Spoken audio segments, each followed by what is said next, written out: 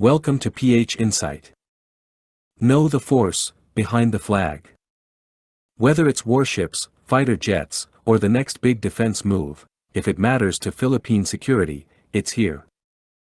As the Philippine Air Force inches closer to making a final decision on its long-delayed multi-role fighter acquisition program, 3 aircraft have emerged as top contenders: the Swedish Saab JAS-39 Gripen, the American-made F-16V Block 7072 Viper, and South Korea's upcoming KF-21 Boramae. Each option offers a different mix of capabilities, costs, political conditions, and future potential. But beyond the technical specifications, the core issue lies in one central question: which aircraft gives the Philippines true sovereignty over its defense operations without being hamstrung by foreign interference? Philippine Defense Secretary Gilberto Teodoro recently emphasized a hard truth that many countries gloss over: advanced fighter jets are not for show, they are meant for warfighting. What we do not want is to buy, have orders, have deliveries and not being able to use them for their optimal use and just have them flying air shows, he said bluntly in a national interview. This is a powerful message and a warning. While flashy demonstrations at air shows are exciting, they do not translate into actual deterrence or combat power. For an archipelagic nation like the Philippines, facing external pressure in the West Philippine Sea and enduring threats from illegal maritime fortresses, the ability to use its jets when and how it needs is not optional. It is critical. One of the most controversial aspects of buying fighter jets from Western nations is the so-called end-user agreement. This is a legal condition that often places restrictions on how and when imported military equipment can be used. While these agreements aim to prevent misuse or unauthorized transfers, they can also severely limit a country's sovereignty. For example, Pakistan has long been restricted in how it uses its US-made F-16s. Despite buying them in large numbers, the United States reportedly prohibits their use in any conflict involving India, its primary rival. Similarly, Thailand's recent use of Swedish Gripen fighters in combat against Cambodian forces may now put its access to future Gripens in jeopardy. The Swedish government is currently reviewing whether such use violates Sweden's arms export policy. This raises a significant concern for the Philippines. If it buys fighter jets that can only be flown under certain political conditions set by foreign governments, then is it really buying security, or renting it? The Saab JAS-39 Gripen is a versatile, cost-effective, and modern fighter jet.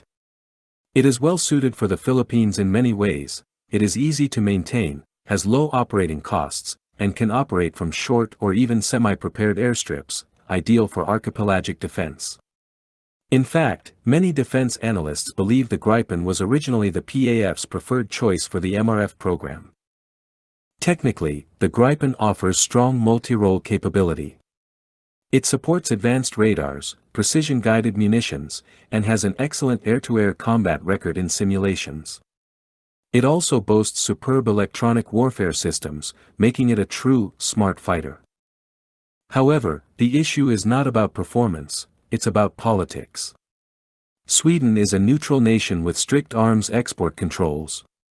The Royal Thai Air Force's recent use of the Gripen in a border conflict with Cambodia has reportedly caused discomfort in Stockholm.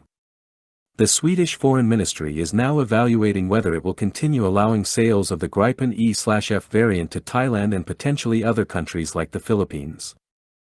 If Sweden views offensive use, even under self-defense, as problematic, this could limit the Philippines' ability to use the Gripen for real combat missions, such as striking armed groups or defending its territorial claims.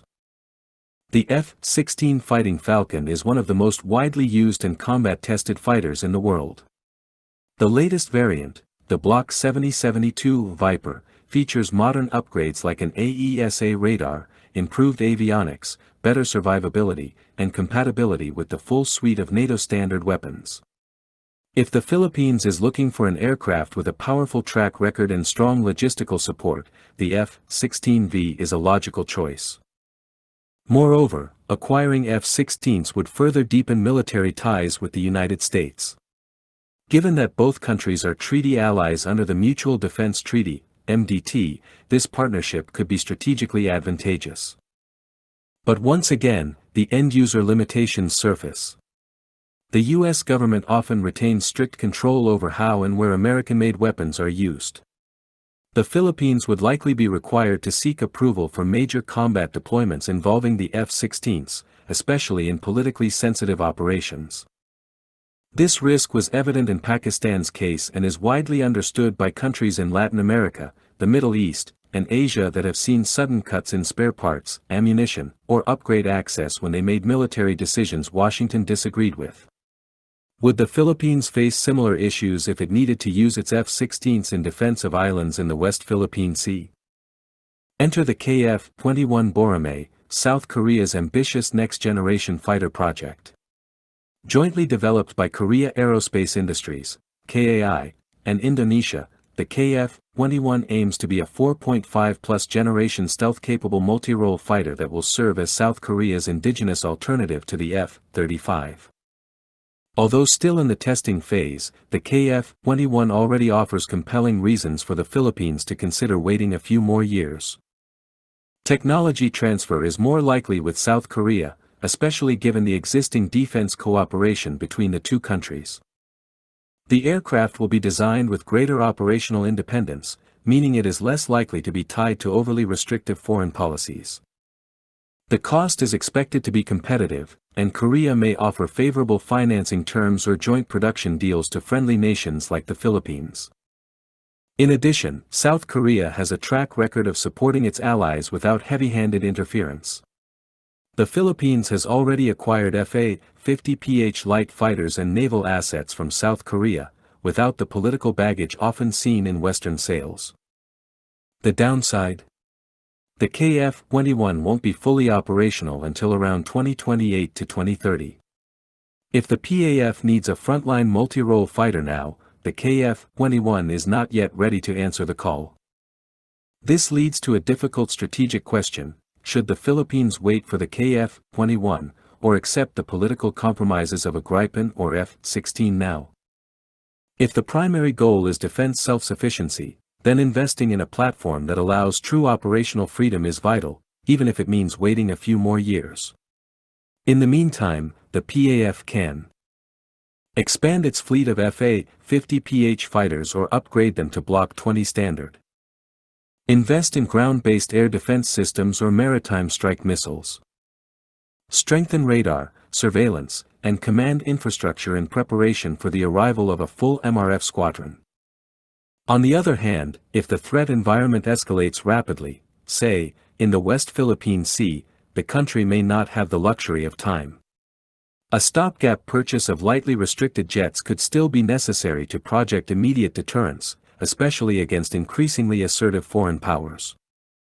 The MRF acquisition is not just a question of which fighter has the best radar or highest speed. It's a test of national will, to secure not just the skies,